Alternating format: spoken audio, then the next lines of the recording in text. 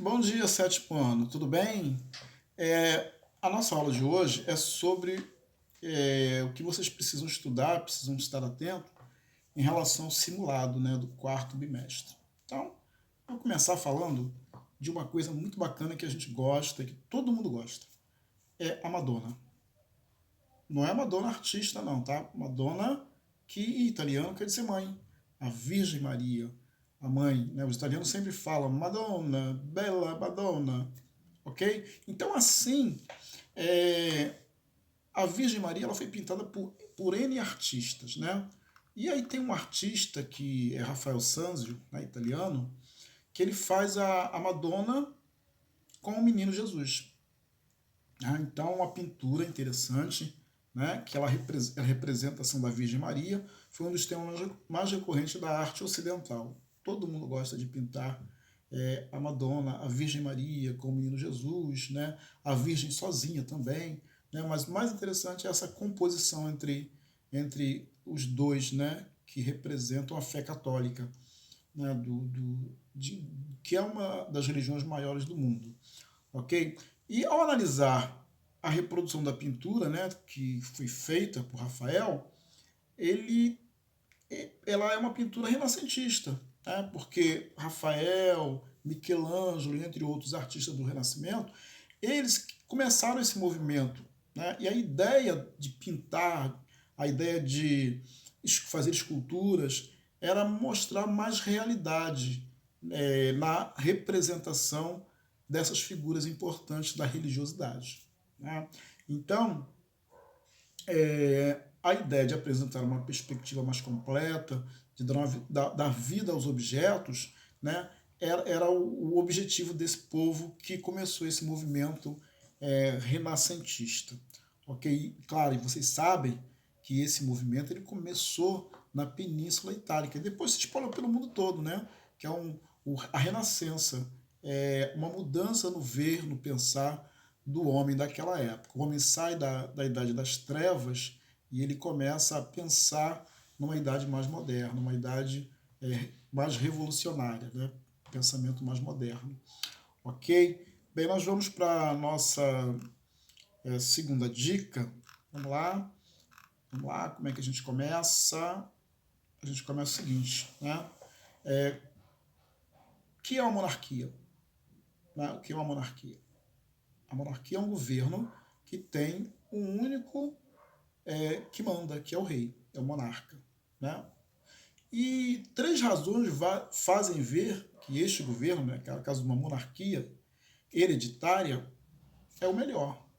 Então o autor começa dizendo assim, ó, a primeira é que o mais natural e se perpetua por si próprio. É a primeira, se perpetua por si próprio, porque é hereditário, né? O rei tem um filho, o filho mais velho, quando ele morre, o filho assume o trono. A segunda razão é que esse governo é o que interessa mais na conservação do Estado e dos poderes que o constituem. O príncipe, que trabalha para o seu Estado, trabalha para os seus filhos e o amor que tem pelo seu reino, ok? Confundido com o que tem pela sua família torna-lhe natural. A terceira razão tira-se da dignidade das casas reais.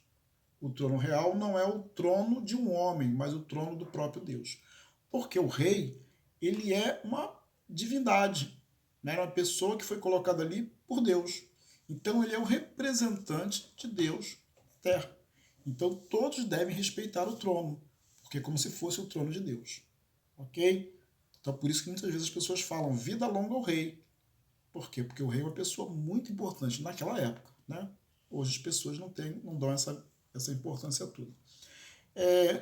Esse texto de Bossuet, e no caso ele é um dos teóricos do absolutismo. Então, ele considera a monarquia hereditária a melhor forma de governo. Para ele, é a melhor forma de governo. Por quê? Porque ele vivia naquela época. Então, ele defendia essa ideia porque talvez até por pressão, né? Às vezes as pessoas naquela época, naquele momento, por pressão, escreviam coisas que eram favoráveis à monarquia, né? Para agradar no caso, ao rei. Para ele, o poder transmitido para herdeiros do rei perpetua o sistema político. Então não havia briga pelo poder. Né? Essa perpetuação do poder vindo do filho, do filho, né? Passando de geração para geração, diminuía as tensões. E isso favorecia muito a questão política, qualquer crise política que pudesse haver naquele momento. Ok? Bem, na Idade Média, né, uma bolsa de pimenta valia mais do que a vida de um homem, certo? Mas o ouro e a prata eram as chaves para o Renascimento, que o Renascimento usava para abrir as portas do paraíso, o céu e as portas do mercantilismo capitalista na Terra. A epopeia de espanhóis e portugueses na Europa, na América, combinou a propagação da fé cristã com a usurpação das riquezas indígenas, ok? O poder europeu se irradiava para abraçar o mundo.